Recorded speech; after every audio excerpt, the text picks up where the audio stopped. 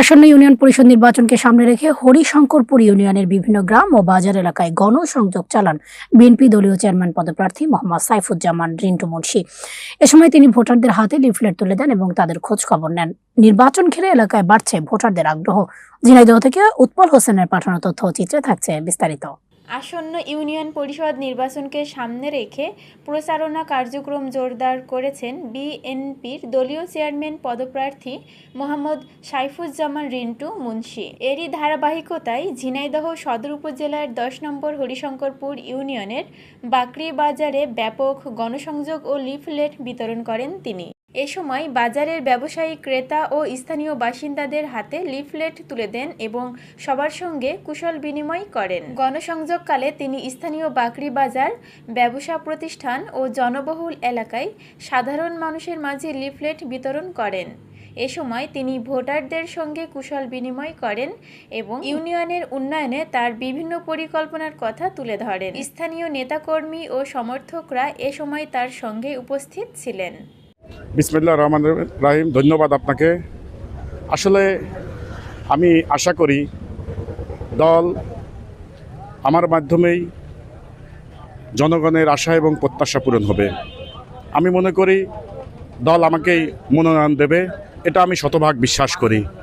কারণ দীর্ঘদিন আমার চেয়ে ত্যাগী, নির্যাতিত নেতা এই পূর্ব অঞ্চলে আর নেই।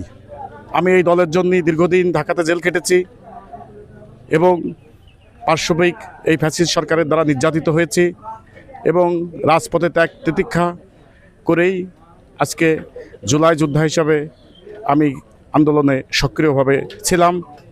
এখনও আমার সংগ্রাম অব্যাহত আছে এখানকার সাধারণ মানুষের জন্য। এখানকার সাধারণ মানুষের মুখে হাসি ফোটাতে চাই। এখানকার সাধারণ মানুষের যে কাজ, মানুষ একজন খেটে খাওয়া মানুষ, অসহায় মানুষ, এখানে যে কার্ড, ভাতা, বিধবা ভাতা, বিজিএফ কার্ড, এইগুলোর ভিতর পূর্বে যে স্বজনপ্রীতি ছিল, আমি যদি নির্বাচিত হই এই স্বজনপ্রীতি থাকবে না। এখানে যার যে প্রাপ্য, আমি মনে করি সেই প্রাপ্য সঠিকভাবে বন্টন হবে। মাদক এবং সন্ত্রাস এই দুইটার বিরুদ্ধে কোনো সে নেই, একদম জিরো টলারেন্স।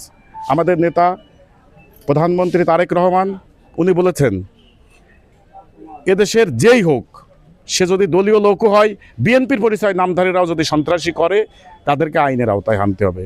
মাদক যদি কেউ বিক্রি করে এবং যদি মাদক সেবন করে তার বিরুদ্ধে এই বিএনপির দলীয় নেতাকর্মীরা তাকে ধরে জেলখানায় দেবে এবং তার বিরুদ্ধে আইনভাবে তার বিরুদ্ধে যথাযথ ব্যবস্থা নেওয়া হবে। এই ব্যাপারে কোনো কথা নেই।